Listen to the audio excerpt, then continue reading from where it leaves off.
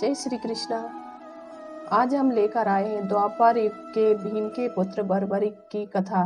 बर्बरिक भीम और हिडम्बा के पुत्र थे। उनके पिता का नाम घटोत्कच और माता का नाम मोरबी था, जो कि मूर दैत्य की पुत्री थी। जब बर्बरिक ने जन्म लिया तो उसके बाल बब्बर शेर की तरह दिखते थे, इसलिए घटोत्कच ने अपने पुत्र का नाम बर्बरिक रख दिया। बर्बरिक बहुत ही तेजस्वी थे।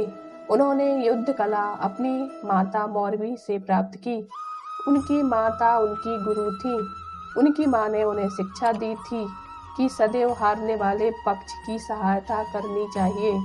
उन्होंने माँ आदि शक्ति की बहुत तपस्या की, जिसके फलस्वरूप उन्हें 3 बाण प्राप्त हुए, इसलिए उन्हें 3 बाणधारी भी कहा जाता है। उन्हें एक दिव्य धनुष भी प्राप्त हुआ, जो बर्बरिक को तीनों लोकों में विजय प्राप्त करने में समर्थ था। बर्बरिक को जब कौरवों और पांडवों के मध्य होने वाले युद्ध की सूचना मिली तो वह भी युद्ध में भाग लेने का निर्णय लिया। उन्होंने अपनी माँ से आशीर्वाद लिया और अपनी माँ से वादा किया कि हारने वाले पक्ष का साथ दूंगा। जब श्री कृष्ण को बर्बरिक की इस प्रतिज्ञा का पता चला तो उन्होंने बर्बरिक की शक्ति की परीक्षा लेने का निश्चय किया। श्री कृष्ण ने बर्बरिक के पास जाकर प्रश्न किया कि तुम मात्र 3 बाण लेकर युद्ध भूमि में आ गए, क्या 3 बाण में से कोई युद्ध लड़ सकता है? बर्बरिक कहने लगा कि मैं पहला बाण उनको चिन्हित करेगा जिनकी रक्षा करनी है, दूसरा बाण उनको चिन्हित करेगा जिसका वध करना है, तीसरे बाण से वध करने वाले चिन्हित योद्धाओं और सेना का वध करके वापस मेरे तर्कस में आ जाएंगे।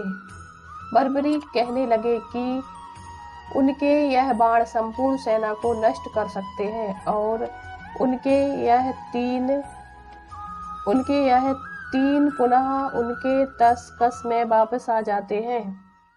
श्री कृष्ण ने बर्बरिक के बाणों को परखने के लिए कहा कि वह सामने जो पीपल का पेड़ है उसके समस्त पत्तों में छेद करके दिखाएं। बर्बरिक ने अपने बाण को पीपल के पेड़ के पत्ते में छेद करने की आज्ञा दी। बाण सभी पत्तों को भेद कर श्री कृष्ण के पैरों में ईद गिर्द घूमने लगा। बर्बरिक ने श्री कृष्ण से प्रार्थना की, प्रभु आप अपने पैर पीछे कर लें। आपके पैरों के नीचे इस पीपल के पेड़ का एक पत्ता है।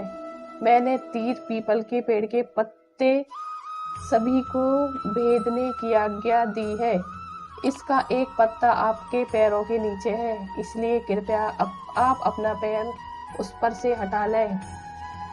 श्री कृष्ण इस बात को जानते थे। उन्होंने स्वयं ही पीपल के एक पत्ते को अपने पैरों के नीचे रखा था ताकि वह बर्बरिक के बाण की शक्ति और सामर्थ्य देख सके। बर्बरिक के बाणों की शक्ति देखकर श्री कृष्ण समझ गए कि यह तो युद्ध कुछ ही क्षणों में खत्म करने का सामर्थ्य रखता है। श्री कृष्ण ने बर्बरिक से पूछा कि तुम किस ओर से लड़ोगे? बर्बरिक ने अपनी माँ से किए हुए वादे अनुसार कहा कि मैंने युद्ध में जिस भी पक्ष की सेना हारती हुई नजर आएगी उसका साथ देने का निर्णय लिया है। श्री कृष्ण जानते थे, अंतर्यामी थे, वह तो युद्ध का परिणाम जानते थे। श्री कृष्ण सोचने लगे कि अगर बर्बरिक कौरव सेना हारती हुई नजर आई और वह कौरवों की ओर से लड़े तो उनके बाण पांडवों का नाश कर सकते हैं। अगले दिन श्री कृष्ण ब्राह्मण का रूप धारण कर बर्बरिक के पास पहुंचे। बर्बरिक से भिक्षा मांगी। श्री कृष्ण ने बर्बरिक से जो भी वह मांगे उसे दान देने का वचन मांगा। जब बर्बरिक ने वचन दे दिया, श्री कृष्ण ने तुरंत बर्बरिक का शीश दान में मांग लिया। बर्बरिक कहने लगे कि मैं आपको वचन अनुसार शीश देने को तैयार हूँ, लेकिन पहले मुझे आप अपने वास्तविक स्वरूप के दर्शन दें। इतना सुनते ही श्री कृष्ण ने तुरंत अपने स्वरूप में आ गए। श्री कृष्ण बर्बरिक से कहने लगे कि युद्ध के प्रारंभ होने से पहले युद्ध भूमि की पूजा के लिए किसी वीर योद्धा के शीश दान की जरूरत होती है।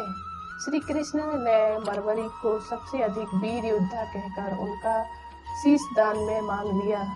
बर्बरिक कहने लगे कि मैं आपको अपना शीश देने का वचन दे चुका हूँ, लेकिन मेरे में यह युद्ध अंत तक देखना चाहता हूँ। श्री कृष्ण इस बात पर सहमत हो गए और उन्होंने बर्बरी के शीश को अमृत से सींचकर एक ऊंची पहाड़ी पर रख दिया ताकि बर्बरीक युद्ध देख सके।